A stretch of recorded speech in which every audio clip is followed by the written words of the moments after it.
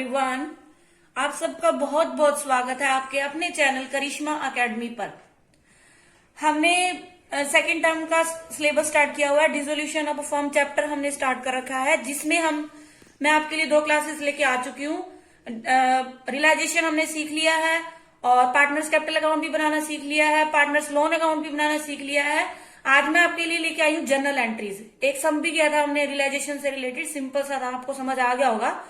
अब हम करते हैं जनरल एंट्रीज, क्योंकि आपका जो पेपर है, मतलब जो एग्जाम होगा वो एमसीक्यू है, तो बहुत चांसेस है मतलब जनरल एंट्री में से क्वेश्चंस आने की। ठीक है, हम स्टार्ट करते हैं। देखो अब हमने रियलाइजेशन अकाउंट बनाया था, मैंने आपको बताया था, आपने ये चीज ध्यान रखनी है कि 3 पार्ट्स में हमने अपने रियलाइजेशन को डिवाइड किया था। आपने नहीं करना, ठीक है, आपने तो सारा बनाना है, सिर्फ समझने के लिए बताया मैंने आपको। ठीक है, फर्स्ट में क्या किया था हमने, एसेट्स और लाइबिलिटी को ट्रांसफर किया था, उसी के अकॉर्डिंग हम एंट्रीज करेंगे। ठीक है, दूसरे में हमने क्या किया था, दूसरे में हमने सेल की थी और लाइबिलिटी पे की थी। ठीक है, एसेट्स को सेल किया था और लाइबिलिटीज को पेड किया। और थर्ड पार्ट में हमने प्रॉफिट और लॉस निकाला था कि हमें पूरे उसको फर्म को बंद करने पे या सेल करने पर, उसको खत्म करने पर हमें कितना प्रॉफिट या कितना लॉस हो रहा है। ठीक है, अब हम देखो सबसे पहले हमने क्या की थी, एसेट या लाइबिलिटी ट्रांसफर करने की एंट्री करते हैं। ठीक है, transfer of assets.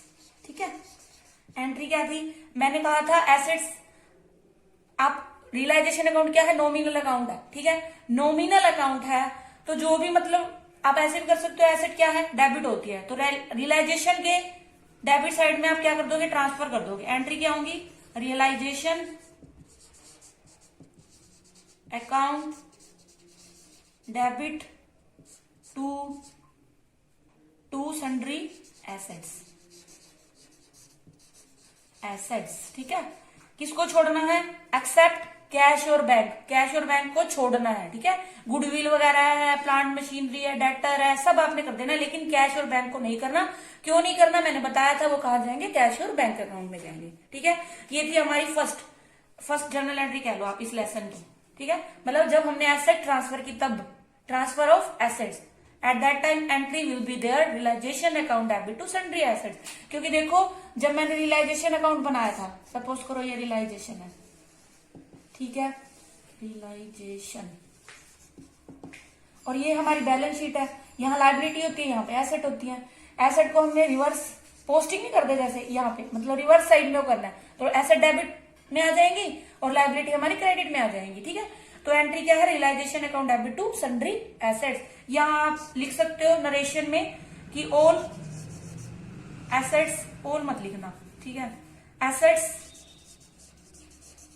Transferred to realisation account. ठीक है, ये हमारी फर्स्ट एंट्री थी।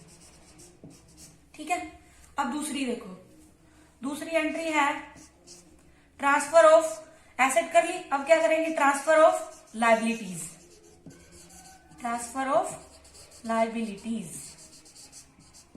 एंट्री क्या हो जाएगी, सन्ड्री लाइबिलिटीज, सन्ड्री लाइबिलिटीज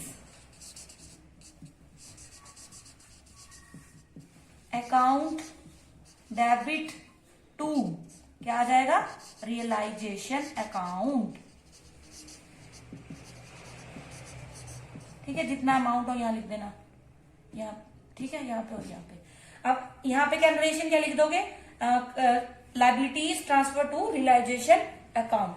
ठीक है, ये हमारी 2 एंट्री है, फर्स्ट एसेट ट्रांसफर की और दूसरी हमने लाइबिलिटी। ये हमारा फर्स्ट पार्ट कंप्लीट हो गया, ऐसे कह लो आप। अब सेकंड हम सेल करेंगे और वो करेंगे। ठीक है, नेक्स्ट एंट्री, अब हमने क्या करना है, सेकंड पार्ट, यानी कि एसेट्स को सेल करना है और लाइबिलिटीज को क्या करना है, पे करना है। ठीक है, व्हेन असेट्स इज सोल्ड। ठीक है, एसेट सोल्ड हुई है, अब सेल हुई है, तो आपने बिजनेस के व्यू से देखना है, फर्म के व्यू से देखना है, फर्म के अंदर क्या आएगा, पैसा आएगा। ठीक है, तो बैंक को क्या कर देंगे, bank account debit to realisation, to realisation account, यहां अमाउंट आ जाएगी। ठीक है, आप लिख सकते हो यहाँ पे जो जो एसेट्स, यहाँ पे ऐसे लिख दो एसेट्स रियलाइज्ड। ठीक है, नेक्स्ट है हमारा when assets taken over by partner. ठीक है, पार्टनर यानी जब एसेट कौन ले लेता है, पार्टनर ले लेता है, सेल नहीं करता, पार्टनर कहता है कि मैं ले लूंगा। तो आपने क्या करना है, बैंक की जगह सिर्फ पार्टनर को डेबिट कर देना है। Partners capital account debit to realisation account.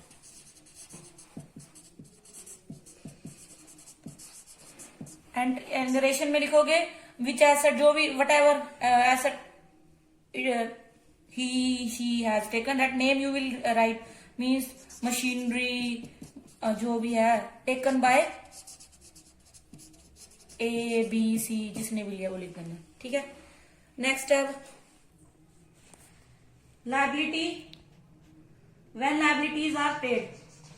Assets हमने सेल कर दी, अब व्हेन लायबिलिटीज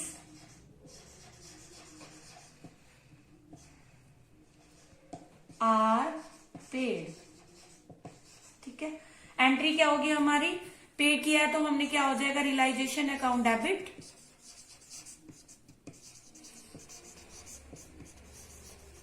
टू बैंक या कैश, कुछ भी लिख सकते हो आप दोनों में।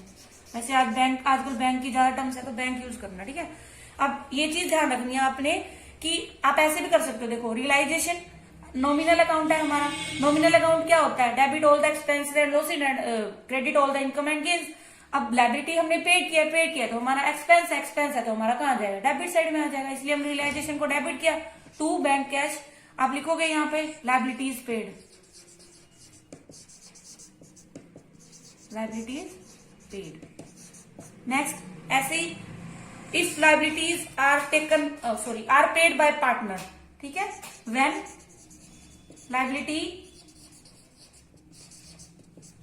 इज पेड बाय पार्टनर, अगर पार्टनर उसको पे करता है, सेम वही करोगे, कैश बैंक की जगह किसका नाम लिख दोगे, लिखोगे रियलाइजेशन, डेबिट में ही रियलाइजेशन अकाउंट डेबिट